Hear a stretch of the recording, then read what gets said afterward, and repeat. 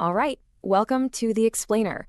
You know that feeling when you're in a museum just staring at some ancient artifact behind glass and you think, how in the world did that get here? I mean, from being buried for thousands of years to sitting in this perfectly lit case?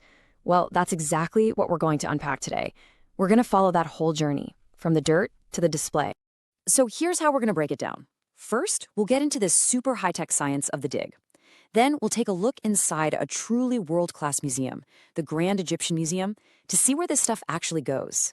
After that, we'll get into the big ideas, like what actually turns an old object into a museum piece. And finally, we'll wrap up by looking at what the whole point of a modern museum even is. Okay, first things first, we're starting right where the action is, out in the field. And listen, if you're picturing someone who looks like Indiana Jones just randomly digging with a shovel, you gotta scrap that image. Modern archaeology, it's all about precision. It's a super meticulous scientific process. But how do you even know where to start digging? That's the million-dollar question, right? And the answer is pretty surprising.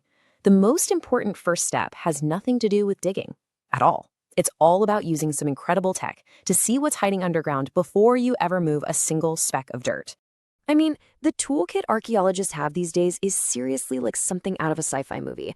They've got ground-penetrating radar, or GPR for short, and something called magnetometry. Basically, these tools let them create these crazy detailed maps of what's underground. We're not talking theory here. This is how they can literally spot the ghostly outline of a buried Roman villa from the surface.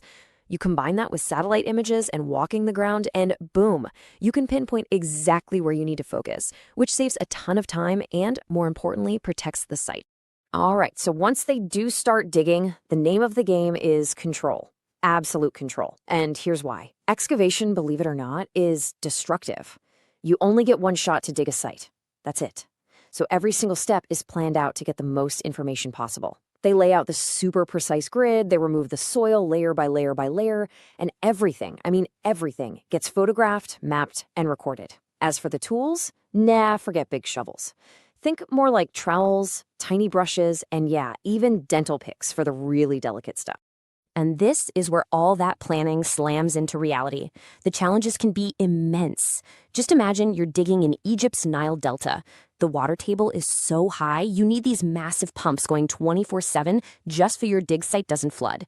Or get this, try telling the difference between an ancient wall made of mud brick and the dirt it's been slowly turning back into for thousands of years. It's almost the same stuff. That takes a seriously skilled eye, someone who can spot the tiniest shifts in color and texture. You know, it gets even more detailed. Even the dirt itself is like a treasure chest of information. There's this cool technique called flotation, where they can find tiny, tiny organic things in the soil samples, stuff that's impossible to see otherwise. We're talking ancient seeds, little bits of charcoal. And from that, we can figure out what people were eating, what plants were growing, basically what life was like thousands of years ago. It's amazing. Okay, so after all that incredibly careful work, the digging, the recording, the preserving, what's next for the artifact? Well, let's follow it on the next leg of its journey to its brand new home, the absolutely spectacular Grand Egyptian Museum. The size of this place, it's just mind-boggling. The Grand Egyptian Museum, the GEM for short, isn't just a museum, it's the museum. It holds the world's biggest, most important collection of ancient Egyptian history. Over 100,000 artifacts. And to give you an idea of what that means, the entire collection from Tutankhamun's tomb is here. All of it, together in one place, for the first time, ever. And here's something really cool about it. The building itself is telling part of the story.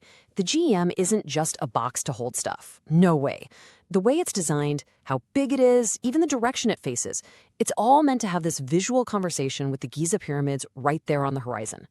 It's like a bridge connecting the ancient past directly to us, right now. Which brings up a really fascinating question, right?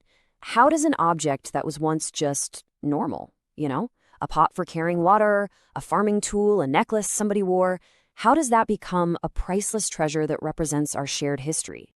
Well, there's a whole field of study for that, and it's called museology. You can basically think of it as the why behind the museum. It's not about the practical stuff, like how to dust the displays. It's the big picture theory of why we even have museums, how they should be set up, and what their job is in our society. And that philosophy leads to this really key process called musealization. This is the moment, the act, of taking an object out of its normal life and giving it a whole new identity. So a Roman coin, it's not money anymore. Its old job is gone.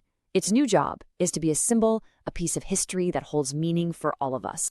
Yeah, there's this great term for it from the philosopher Christoph Pomien.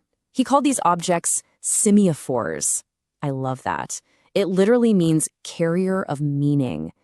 So once it's in the museum, that ancient pot isn't for holding grain anymore. That's not its value.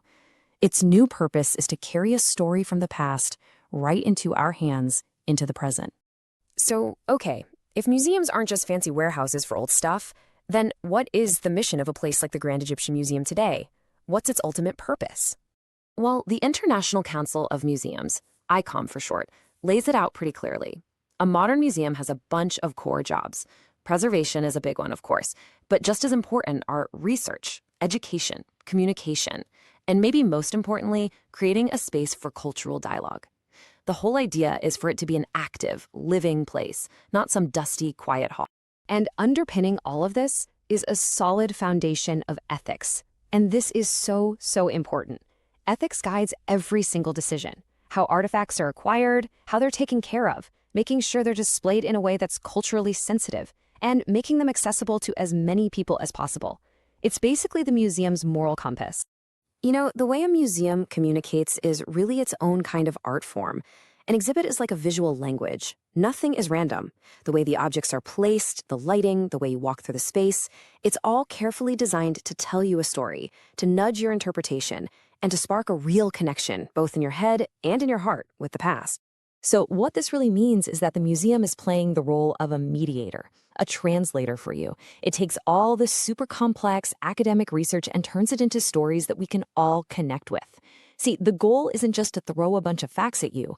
It's about sparking your curiosity, getting you to think, and making history feel alive and meaningful for every single person who walks through the door. So what's the big takeaway from all this? Really, it's that the scientific work out in the field and the thoughtful work inside the museum, they're two sides of the exact same coin. One side carefully brings the past back to light, and the other gives that past a future. You absolutely cannot have one without the other. And that leaves us with a really big question for the future. I mean, in a world with VR and everything being online instantly, what's the right balance? How can museums protect these incredibly fragile, one-of-a-kind artifacts for the future while also living up to their mission of sharing our collective history with absolutely everyone? Finding the answer to that, well, that's the challenge that's going to shape the museums of tomorrow.